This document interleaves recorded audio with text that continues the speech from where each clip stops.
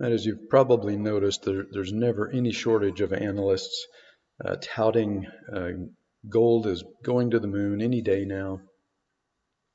Um, on the other hand, there are very few analysts that'll tell you the truth. The way to get subscribers, obviously, as I've said before, gold investors, gold bugs tend to be very emotional, somewhat irrational.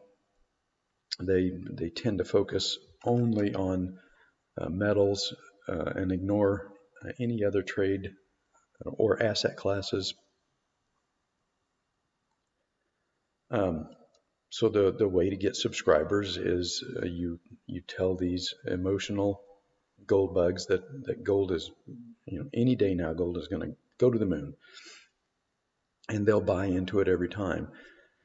The people that tell you the truth are few and far between.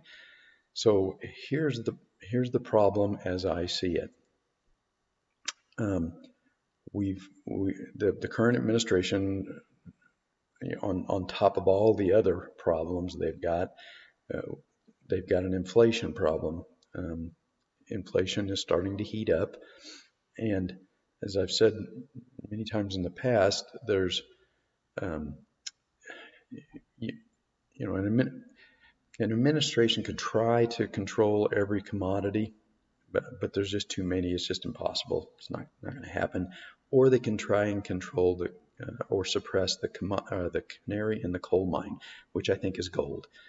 Gold is the thermometer that when it starts to rally aggressively is a sign that inflation is heating up, especially commodity inflation.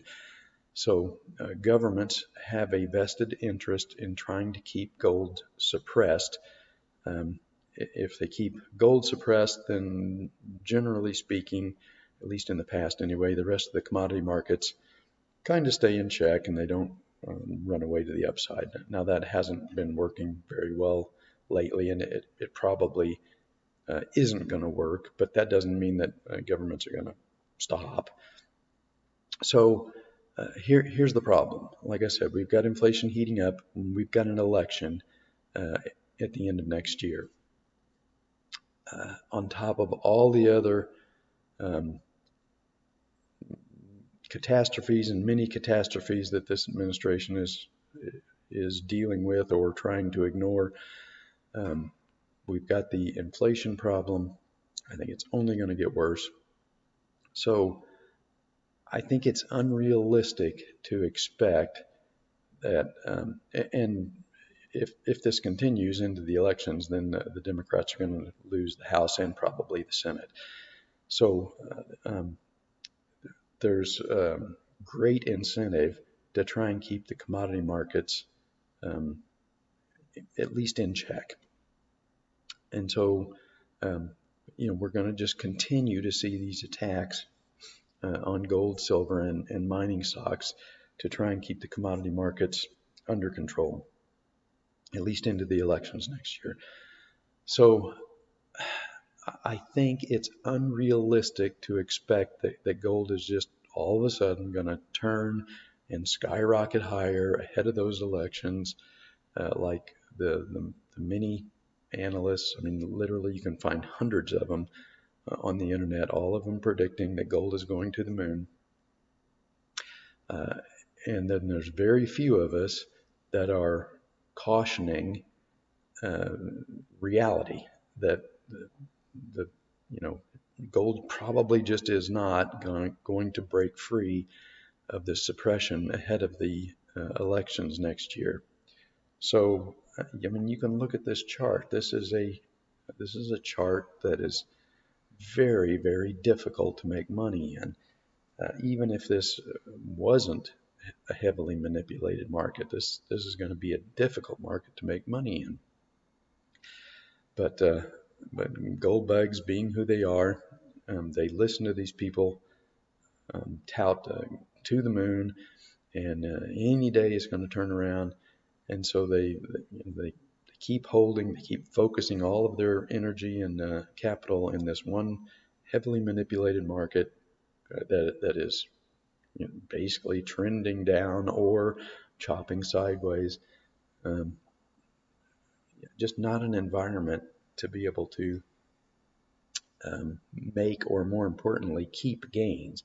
You might be able to make some money on rallies, but then typically you can give it all back when the market turns down suddenly. And this is kind of what happened right here. This was a nice rally. The problem was the daily cycle, which should have bottomed right in here in the normal timing band, just got a major attack after that June FOMC meeting. Kind of came out of nowhere. You get this huge move down in only a few days. And, if you didn't have a crystal ball to see this attack coming and expect the daily cycle to, which was already stretched, to just keep stretching, then you get caught. And so there are just easier places to make money right now than in the gold market, and I think it's going to continue to be that way into the at least into the elections. I don't think where gold and silver are going to be allowed to have any kind of a strong trending move ahead of that, ahead of those elections, and without a strong trending move, very, very difficult to make money. On the other hand, and I've done everything I can, barring clicking people's mouses for them, to try and get them to focus on the sectors that are trending and where you can make money. Stocks are one of them. Again, same principle. There's going to be a lot of incentive for the government to try and keep the stock market propped up and going higher into those elections next year. Now, I do expect this market's going to become more volatile next year as we get closer to the elections, but for right now, without a crystal ball, there's nothing here that would suggest to me that this trend has ended. I don't think it has, and I think the administration is going to do. They're going to pump as much money into this as they need to keep this rising into the elections. It's one thing that could offset some of the other detrimental stuff that is occurring. As long as people's 401ks are going up, they're going to tend to be happy. Same thing with energy. If you like commodities, then trade a commodity that is trending, and oil is trending. As I've said before, this move into this bottom was stretched the rubber band further to the downside than I have ever seen, probably even in history. So the reactive move to the upside should be proportional. I think over the next 6 to 8 years, oil is going to go considerably above $147. So this is a trending market. This is a market that is just now coming out of this intermediate cycle low. So this is, if you want to trade commodities, I think this is a better market to be trading than gold, which is going to be suppressed, if at all possible, over the next year. So I don't see many analysts touting oil. I see lots of analysts keeping people locked into the gold market, and for obvious reasons. You tell gold bugs that gold is going to the moon, and that's how you get subscriptions. Many of these people have mining stocks that they don't want to sell at a loss, so they look for people that will confirm their bias that gold is going to turn any day now and it's going to rocket to the moon. Yeah, it probably is, but is it going to do it before the 22 elections? Probably not. Will stocks go to the moon ahead of the elections? Much better chance, in my opinion. Will energy go to the moon ahead of the elections?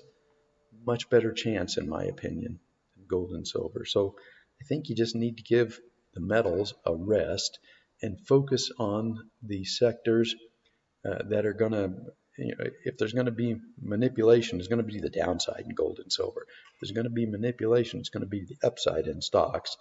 And as long as the economy is improving and we've got shortages in the energy market, then I think energy is going to trend higher as well. So two places much easier to make money than in the